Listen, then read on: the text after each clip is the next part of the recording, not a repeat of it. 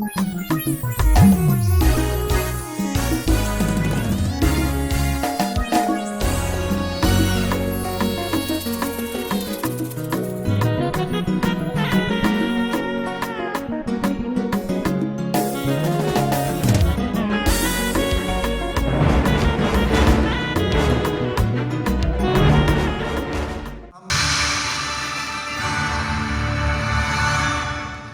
is my very profound honor to address this World Summit and International Leadership Conference and to speak to each of you today on a cause I care very much about, bringing peace, unity, and stability to the Korean Peninsula. I enjoyed speaking with the World Summit last February, very much so, and I want to thank the Universal Peace Federation for hosting this wonderful event. In particular, let me express my gratitude to Dr. Hak Jahan Moon for her incredible efforts on behalf of peace all over the world. She is an amazing and wonderful woman.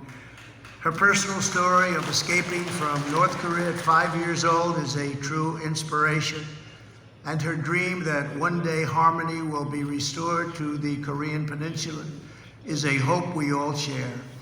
I have heard about the outstanding work you're doing through Pastor Paula White, and I am confident that your efforts are having a tremendous impact.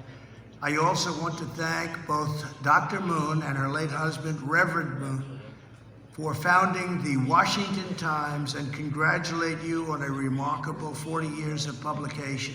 It is a very, very important and powerful paper and voice.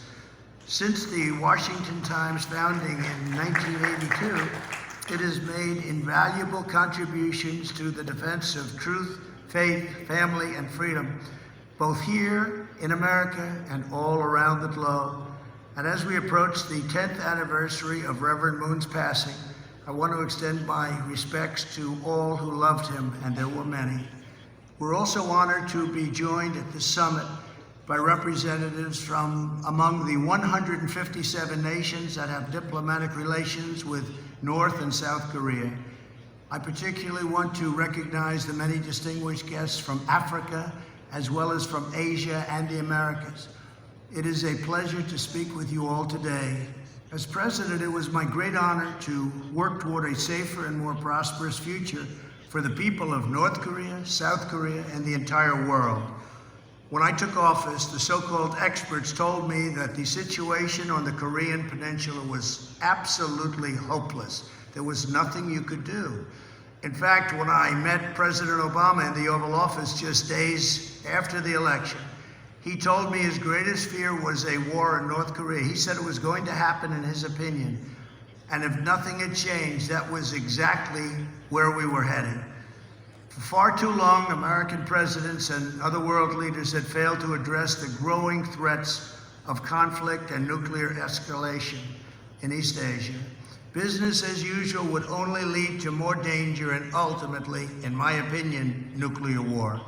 Instead, my administration launched a bold new diplomatic initiative based on the principle of peace through strength. We rallied the nations of the world to join us in trying to solve this grave challenge, building an unprecedented international coalition for our efforts. And it did what no American president had done before. It was a great success. It was something. The region was safe and the world was calm because America was strong and respected. Indeed, we were stronger than ever before, not only on North Korea, but also on many other critical issues, including China. I forged an exceptionally productive partnership with President Moon of South Korea. We also got along very well. We wanted the same thing, as well as my friend, Prime Minister Abe of Japan, a great man. Prime Minister Abe's recent assassination was a horrific crime and a horrible loss for the entire planet.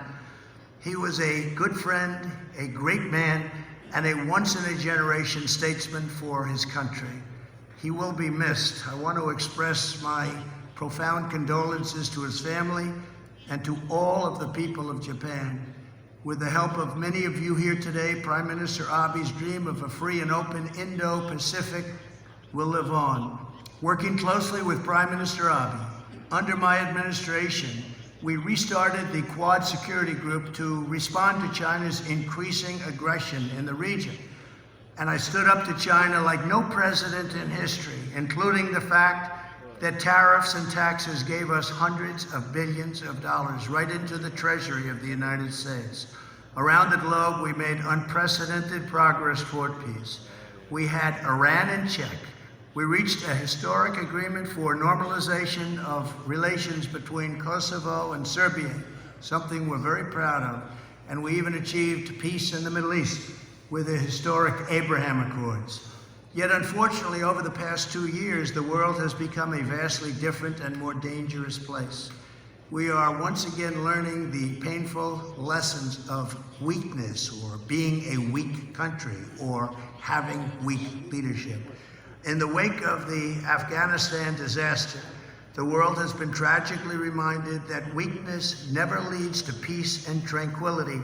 It only leads to danger and peril. Now China is threatening Taiwan, Iran is on the verge of a nuclear weapon, and Russia has invaded Ukraine, killing tens of thousands of people, and it will only get worse. And this is something that never, ever would have happened during the Trump administration, and it didn't. As the rest of the world is falling apart, the Korean Peninsula is also now at a very pivotal crossroads, perhaps like never before. The next several years will determine whether we will build on possibilities for peace created under my administration, or whether we will hurtle headlong into new dangers, sadly, and that includes war. Unfortunately, in the first 7 months of 2022, North Korea has launched 31 missile tests, including its longest-ranging missile since 2017. This is a discouraging sign. I continue to believe strongly, as I said many times as president, that denuclearization is not the greatest risk for North Korea. It is the greatest opportunity for North Korea.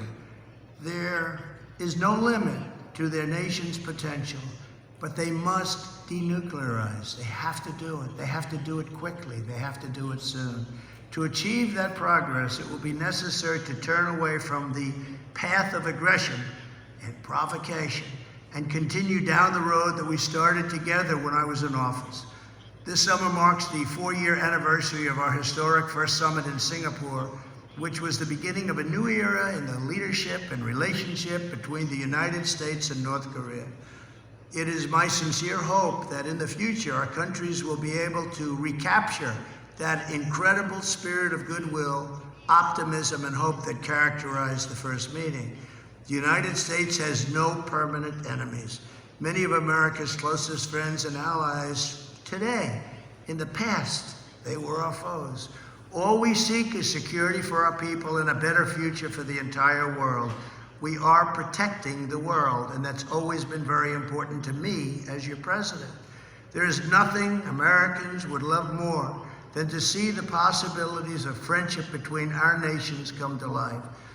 Together, we have it in our power to turn the page on years of division, adversity, and strife, and work toward a stable and lasting peace.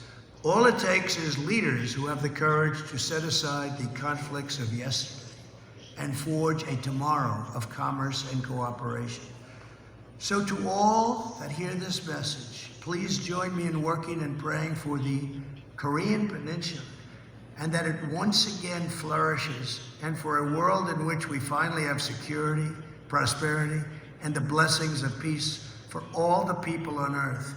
Thank you. God bless you. God bless everybody. God bless North Korea and South Korea, the United States, and the entire world. Thank you all very much. 네, 말씀 잘 들었습니다. 도널드 트럼프 제45대 미국 대통령의 첫 번째 기조 연설을 함께 하셨습니다.